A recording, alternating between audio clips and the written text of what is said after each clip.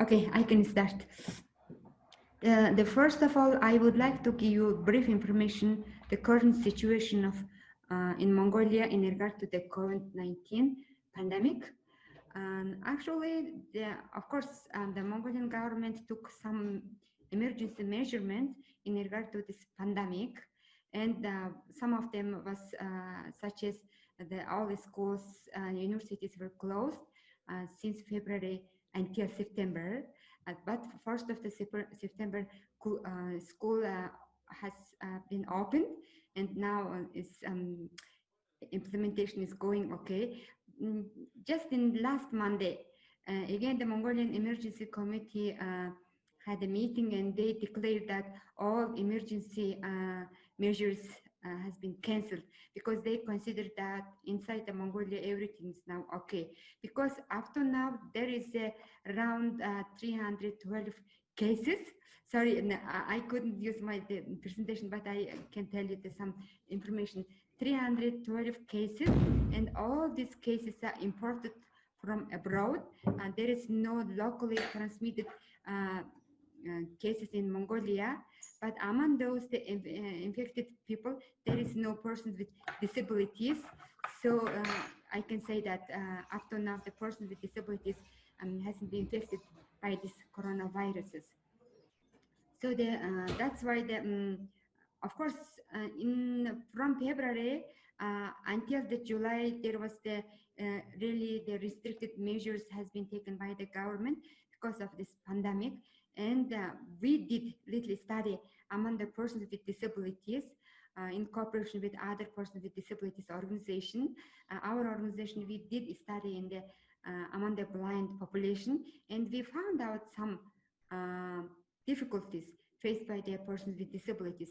I can mention some of them. For example, we found out that first information, because the information around the COVID, how to protect themselves and the family members, such kind of information was not accessible for persons with disabilities, particularly visually impaired persons and hearing impaired persons.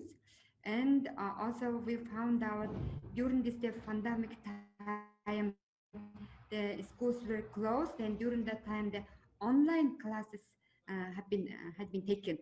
So we also found out those online classes were not accessible for children with disabilities due to the lack of information accessibility, and also the lacking of the some supportive measures. For example, um, mentally disabled children cannot access those classes through online.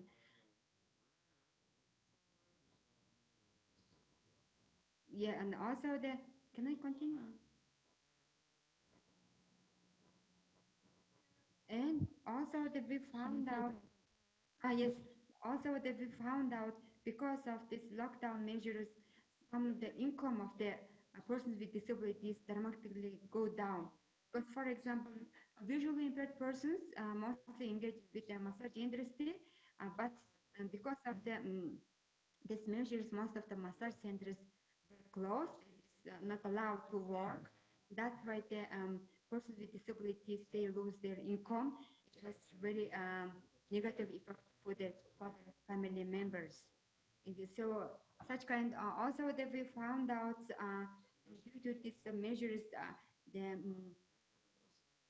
have the person with disabilities, mostly the people, ordinary people, and including persons with disabilities, they have to take some measures inside the home. For example, hygiene and protective measures has to be taken at the family level. For example, we need to use masks and use some cleaning materials to ensure our family and ourselves to protect from the viruses.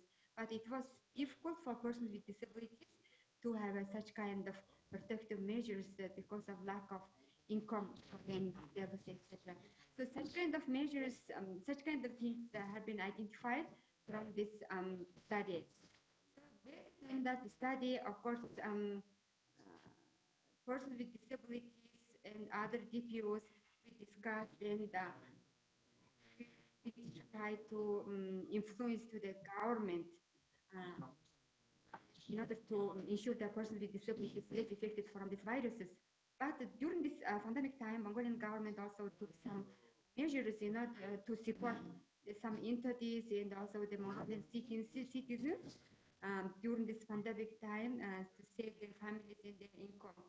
So, but initial level, those measures taken by the government, it was not disability inclusive.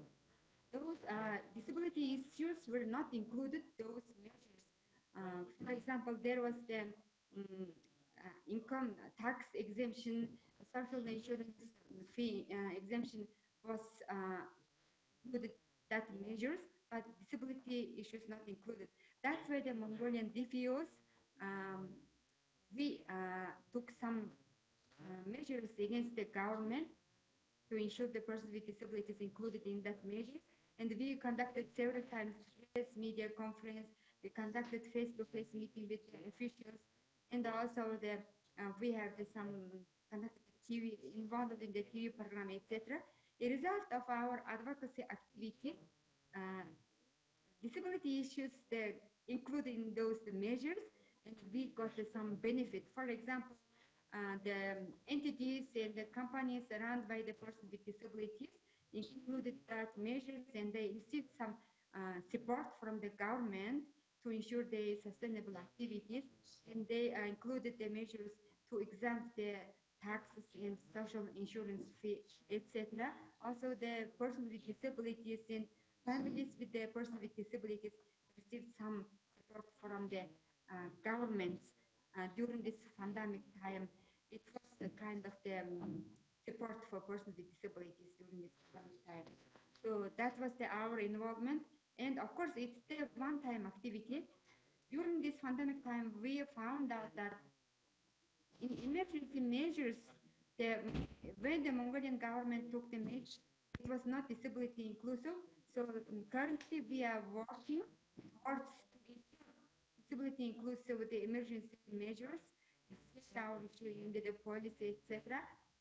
So we are working currently to ensure that online schools have to be accessible for children with disabilities. But last information